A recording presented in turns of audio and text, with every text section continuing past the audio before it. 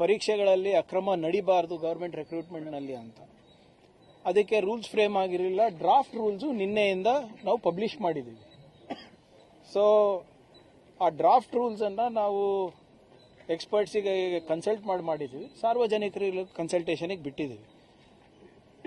So ಅದರಲ್ಲಿ ಏನಾದರೂ ತಿದ್ದದಿದ್ರೆ ಅಥವಾ ಲೋಪಗಳಿದೆ ಅದನ್ನು ನೀವು ಸಜೆಸ್ಟ್ ಮಾಡಿದ್ರೆ ಅದನ್ನು ಕೂಡ ಇನ್ಕ್ಲೂಡ್ ಮಾಡಿಬಿಟ್ಟು ಒಂದು ಭಾಳ ಕಠಿಣವಾದಂಥ ವೈರ್ ಫ್ರೇಮ್ ಮಾಡಬೇಕು ಅಂತ ಇದೆ.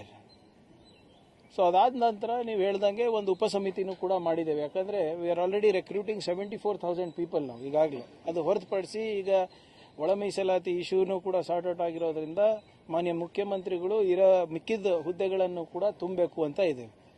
ನೀವು ನೋಡಿದ್ರಿ ಮೊನ್ನೆ ತಾನೇ ಹೇಗೆ ವಿಜಯಪುರನಲ್ಲಿ ಕೆಲವು ಯುವಕರಿಗೆ ಸ್ವಲ್ಪ ಮಿಸ್ಗೈಡ್ ಆಗಿಬಿಟ್ಟು ಪಾಪ 100 ಜನ ಅವಕಾಶಗಳನ್ನು ಕಳ್ಕೊಂಡ್ರು. ಸೊ ಹಾಗಾಗಬಾರ್ದು, ಮತ್ತು ಅಕ್ರಮಗಳು ನಡಿಬಾರ್ದು ಅಂದ್ಬಿಟ್ಟು ಈ ಉಪಸಮಿತಿಯನ್ನು ಮಾಡಿದ್ದೇವೆ.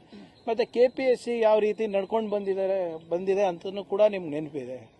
ಈಗಾಗಲೇ ಶಿವಶಂಕರಪ್ಪ ಸಾವ್ಕಾರ್ ಅವ್ರ ವಿರುದ್ಧ ನಾವು CIDನಲ್ಲೂ ತನಿಖೆ ನಡೆಸ್ತಾ ಇದ್ದೀವಿ, ಮತ್ತು CBI, IT, EDನೂ ಕೂಡ ದಾಳಿ ನಡೆಸಿದ್ದೇವೆ. ಸೊ ಏನೇ ಇದ್ರೂ ಕೂಡ ನಮ್ಮ ಯುವಕರ ಭವಿಷ್ಯದ ಜೊತೆ ಚೆಲ್ಲಾಟ ಆಡಬಾರ್ದು ಮತ್ತು ಲೋಪಗಳು ಆಗಬಾರ್ದು ಅಂದ್ಬಿಟ್ಟು ಇದನ್ನು ನಾವು ಮಾಡ್ತಾ ಇದ್ದೀವಿ.